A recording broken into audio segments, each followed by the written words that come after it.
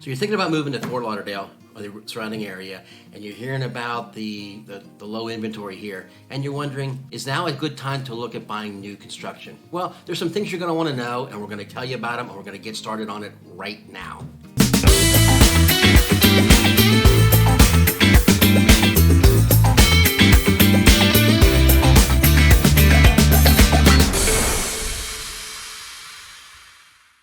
So what's up, everybody? This is Kev with the Morris Group, living in Fort Lauderdale with Kevin Sues. If this is your first time to the channel, you want to hit the subscribe button, hit the bell so you can learn everything about what it's like to live, work, play, eat, sleep, dance, dine. Everything is going on here in Fort Lauderdale and the surrounding area. Now, we get emails and phone calls from everybody, and we are the folks that answer the phone. So we get all kinds of emails and phone calls and texts from everybody wanting to know what's going on. And you know what? We love it. We love sharing our life, we love sharing our knowledge, we love sharing everything that we've learned with you. So we're going to get to it right now.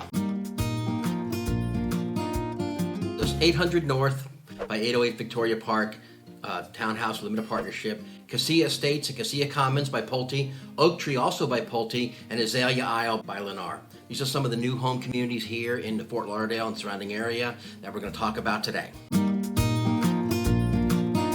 So what's the process for buying a new home? Is it similar to buying a resale home? The answer is kind of, okay? Essentially, you need a realtor to go ahead and get started. You wouldn't buy a resale home from somebody else without having a realtor working for you, especially since you're not paying for the realtor to work for you. But one of the things that you need to remember is that anytime you walk into a new home environment, new home community, okay, everybody in the sales office is there for the builder, for the developer. They're not there for you. They may imply that they are, but they're not, okay? And you need to tell them that you have a realtor, okay? And basically, don't worry about it, because even you're not paying for the commission that goes into it, and a lot of folks have asked us about that, okay? But here's the problem. If you don't bring your own realtors, a lot of things that realtors know that you may not consider.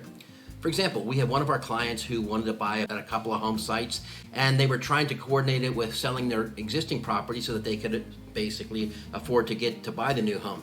The very first thing that we did was reach out to the builder and find out if there are any deals going on or any properties or any values going on. One of the first things that we did, we were able to actually meet with the builder, okay, and negotiate a pre-development rate for the lot, saving them about $10,000 on the lot right off the bat. Now, if anybody has any questions about whether or not it's worth making a phone call and saving $10,000, I'll be more than happy to have that conversation with you. So the other thing is that there is a perception, and it's actually, unfortunately, it's a misperception, that if you don't bring a realtor in as a buyer, that the seller will give you the credit of the commission that's being paid out. That is not the way it works. With builders, the commission that they're paying realtors is already built into the marketing fee. So whether you bring a realtor in or not, you're going to pay the same amount of money. They're not going to give you a discount. They're not going to give you anything else around it. And the other thing is that you want to make sure that somebody can represent you that's somewhat more objective than you are. Now, down here in South Florida, and Fort Lauderdale especially, there's a perception that if I come in to offer cash for a home that's a resale, okay, a lot of times I have some negotiating power. Let me tell you, that's not the case with builders. If you bring in cash, they're happy for you to bring in cash. However, in many cases, they want you to work with their lender or their closing company, so they're going to offer some kind of incentives around there. So, but make sure that you have all of your ducks in a row and that you have a realtor representing you, because sometimes you'll see some things that you think is great and you think is wonderful, but the cost of that is not going to be equal to the value that it may bring in. So let's talk a little bit about the process itself, okay? It's similar to resale in that you're going to go look at properties. That's pretty much where the similarities end. So, and you can be looking at new construction can be broken into one of two areas. First of all, you can go back and look at basically builders that you choose your own lot and they build from scratch. So they give you a kind of a list of homes that have what they call elevations, which is basically just how the homes look and how they fit on that particular lot, okay? And if they haven't built anything yet, then you pretty much have almost, don't want to say carte blanche, but you have a lot more options and a lot more say in how the property is going to look, what kind of view you're going to have from the street. Is it going to be a one-story? Is it going to be a two-story? Is it going to be wider? Is it going to be longer? It really just kind of depends upon that. The flip side of that is that there are some builders that build what they call spec homes. Now, a spec home is basically where the builder has started to build a home, and they typically model it after some of the more popular models or the models that are selling, or in some cases, if they're getting ready to phase out a model, they build a spec home around that so that they can get rid of that and get rid of those plans, get rid of the materials that are specific for that. So you want to kind of take a look at that. The difference is that if you're starting from brand new, on the scratch, off breaking ground, then basically it's going to take a little bit, it's going to take a whole lot longer. Spec homes, we've worked with folks where we found some spec homes when they're in within 90 days. Building from scratch, breaking ground, and going through the whole permitting process and everything else, it could be upwards of 9 months. So you want to kind of take a look at both things. Whatever things fit within your time frame, fit within your budget, and most specifically fit within your wants and your needs. Again, that's where your realtor comes into helping. Now, the second thing you want to know is make sure that you know what you want, okay? You're going to walk into a showroom, you're going to see all kinds of great, wonderful things. You're going to see gold-plated toilet bowls, you're going to see platinum dishware, and you're going to see all these upscale appliances and everything else, okay? And those are terrific, okay? And those are wonderful. But guess what? They come with a cost. So you want to make sure that you know what you want. How many bedrooms do you want? How many do you need? Okay? Do you need a garage? 1 car, 2 car, 2 car. What size is your yard? Does it need to be fenced in? Do you want a pool? Do you want a hot tub? Do you want an enclosed patio? These are all things that you need to consider. The more homework that you've done, the more preparation you have going into it, the better positioned you're going to be to get what you want to get. Okay. Now, the other thing is that we talked about it earlier. Okay. Builders do offer incentives for using their folks. Most builders have lenders that they're affiliated with. Many builders have title companies and closing companies that they're affiliated with, and they will offer you incentives to do that. Look at those incentives. Don't immediately dismiss them, but don't immediately accept them either. Work with your realtor, work with a lender if you've already had one. We actually have one of our clients who we help sell their home down here in South Florida in Fort Lauderdale so that they can move a little bit further out, because the change in plans was they had a change in family situation. They needed to get out of a condo and into a single family home, okay? And moving from a condo to a single family home is a lot different than moving from a single family home to a condo. They now needed to look at what needs to be done. School systems, because they're bringing in a grandchild. They need to look at community from the standpoint of is the community going to be welcoming to their family, to the family changes. They look at all the amenities that come in. Is there a pool? Is there a clubhouse? Is there all kinds of things that are going on? So you want to look at these things, make sure that what you're doing, okay? And the other part of it is that you want to make sure that as you look at these things, there's somebody that you can kind of bounce some ideas off of, or more importantly, somebody who has already done the homework and done the legwork and taken a look at the community or communities you're interested in and is getting ready to take care of things, okay? Now, as I mentioned before, the builder will offer you incentives. Don't immediately dismiss those, okay? In many cases, the builder's incentives are built around using their lender, using their title company, because it's all part of the same organization. And some of those incentives can be pretty significant. In one case, we had some folks that were on the fence about using the builder's lender, but one of the things that we were able to negotiate with the builder's lender was that in the event that the property wasn't finished in time, the builder's lender would go ahead and extend the lock on the loan at no additional cost. This ended up coming back to be a huge boon for our client because the property wasn't completed on time, despite everybody's best efforts. Okay, and they ended up needing the additional time to have the loan locked, and with rates changing, okay, this ended up saving them a significant amount of money. For example, in this particular case, we're talking about a 1.25 difference.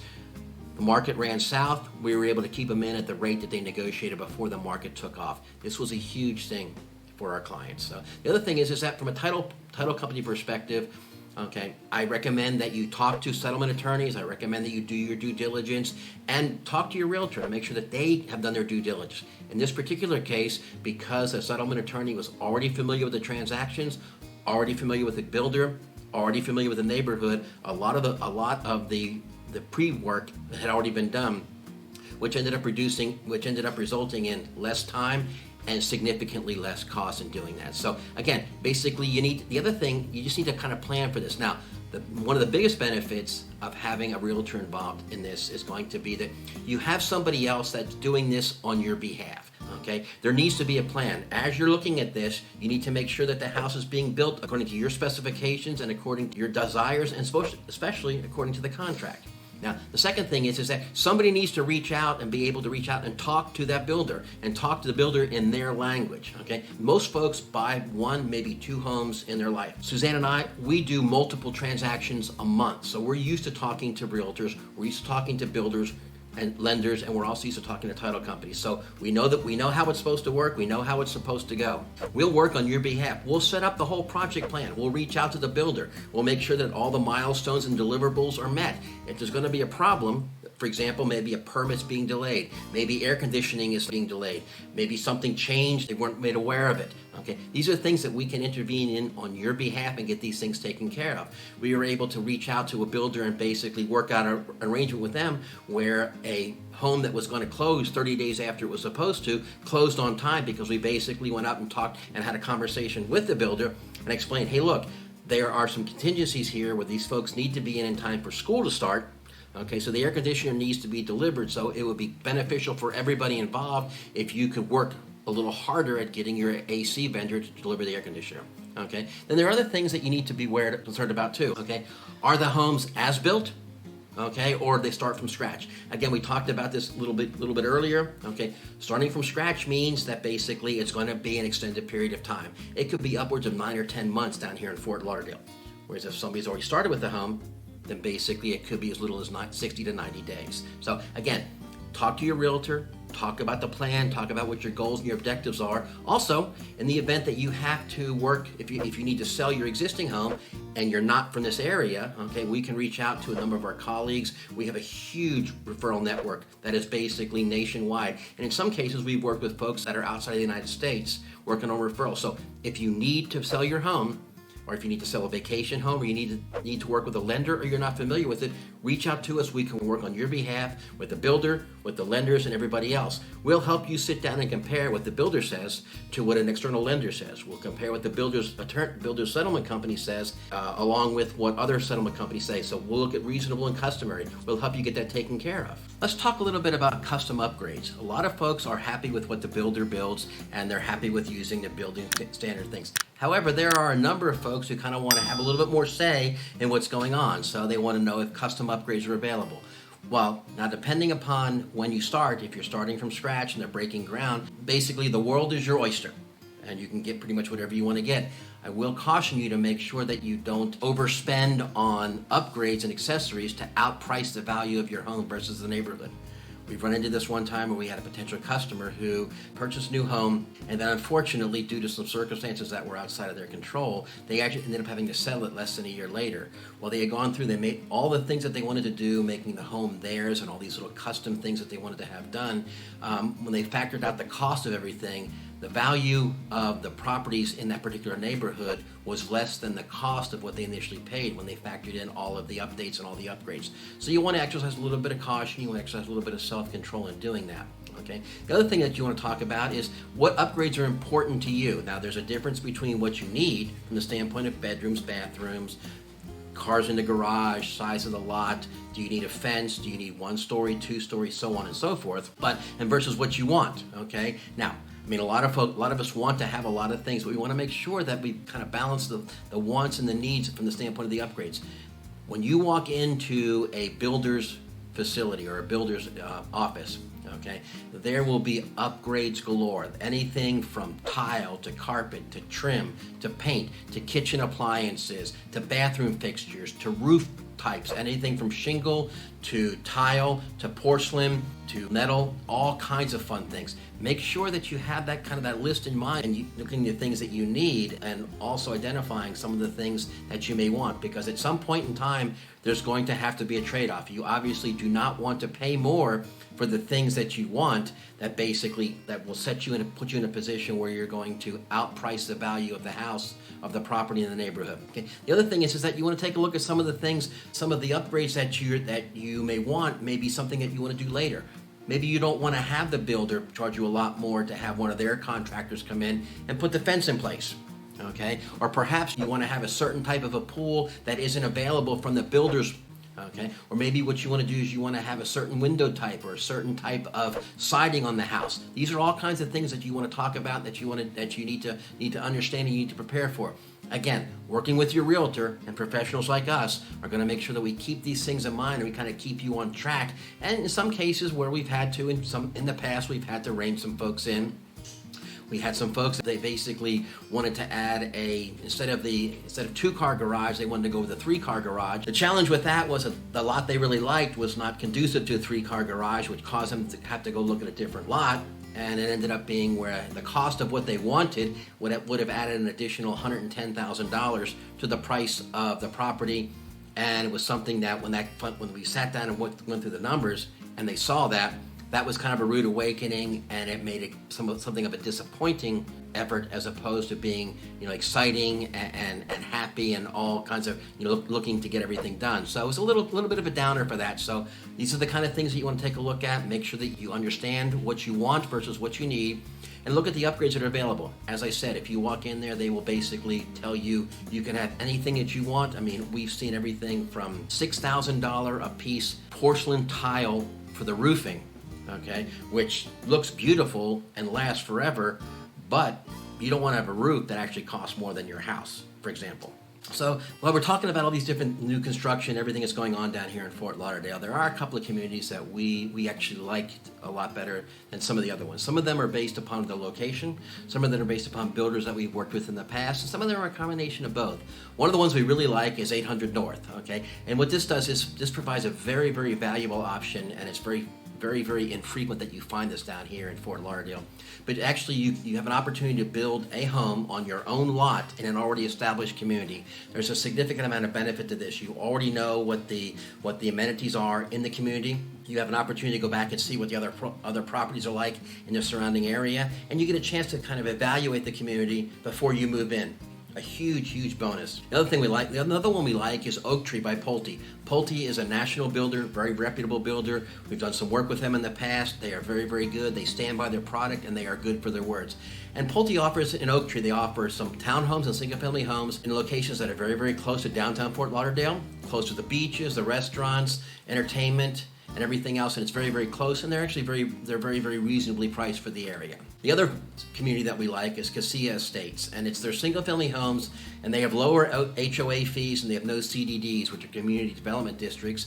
If you want to know what that is, drop us a note and we'll give you a long explanation as to what it is. But basically what it comes down to is that it's a fee that builders sometimes tack on to ensure that you have water, sewer, that you have all the utilities coming back in, that the electrical coming in is up to snuff and up to code. And for whatever reason, the builder themselves didn't or couldn't or wouldn't pay for it. So they basically end up passing that cost on to the buyers, to the ultimate owners. In some cases, that is a bond that gets floated for a number of years. But what they really do is they end up adding it as an additional assessment to your taxes, and you end up paying for it. So Casilla Estates does not have a CDD going on. The HOA fee is a little bit lower than some of the other surrounding areas, and you still get a fair amount of amenities and a fair amount of what's going on. Now, the styles of the homes, as we said before in some of our other videos, the styles of the homes are somewhat regulated because the number one consideration for anything that's being built down here is to make sure that it's hurricane resistant and that it can withstand some of the storms and everything that's going on, okay? And we would encourage you to go back and take a look at the communities around the communities that you're looking at, the area around it. That's, again, where professional realtors like us can work with you. We can give you the insight in the communities. We can talk about schools. We can talk about all the other things that are important to folks that are going on. Proximity to certain services, proximity to things that are important to you. So again, just some of the things that we liked about these three particular communities. They fit a lot of they check a lot of the boxes that we look for, and when we make recommendations to our clients, these are the things that we look for. Now, one of the things that you need to look at, are there any potential limitations on the community or on the area that you want to consider? Okay, for example, can investors buy new homes? That sometimes changes the dynamic of the community. Are there rules on flipping the homes? A lot of folks will go ahead, especially in this market, they'll buy new construction, they'll make some changes, they'll make some enhancements, or maybe they'll buy the base model, make the upgrades and the enhancements themselves, okay, and look to flip it, okay? Do you need to be in that property for a certain period of time before you can sell it, okay? Are there HOA limitations on what you can have in the community? For example, Fort Lauderdale is surrounded by water. A lot of folks down here have boats. Some of those boats are being towed behind cars. Can you have that boat sitting in your driveway? Okay. Again, are there rental limitations? Can you, if you're not going to be down here all year round, can you rent your property out? Okay. These are just some of the things that you want to consider, that you want to find out about before going into it. And these are the things that we look into before you even start making a decision on some of the communities and on some of the properties and on some of the builders. So let us work with you. Let us reach out. If you have any questions, let us know. Any questions that I may have omitted, or any questions that you guys may have, please let us know. Drop a note in the box below. Let us know, and we'll get back to you. Give us a call, shoot us a text, send us an email. We'll get back to you. As I said before, we are the folks that answer the phone. So if you've gotten this far in the video and you've seen kind of what's going on, you kind of get an overview of what's happening. If you're looking to buy new construction down here, or if you're looking to buy existing homes, let us know. If you need to sell your place up wherever you're coming from, be it in the state of Florida or outside the state of Florida, if it's even international. As we said before, we're part of a huge referral network that can work with you. We have hundreds of colleagues that we work with on a regular basis that basically take care of our clients to the same way that we take care of them. So if you liked everything that you heard, go ahead and smash the subscribe button, hit the bell to be notified. Now, YouTube has this analytic that every time somebody hits the bell to be notified, what ends up happening is that it pushes that out to a lot of other folks. So when you check out our videos that are out there, you get a lot more information on Fort Lauderdale and the surrounding area. But when you hit that bell, folks will be notified that a new video has dropped. They'll get notified about, they can take a look at it, they can get information about Fort Lauderdale and the surrounding area. And until next time,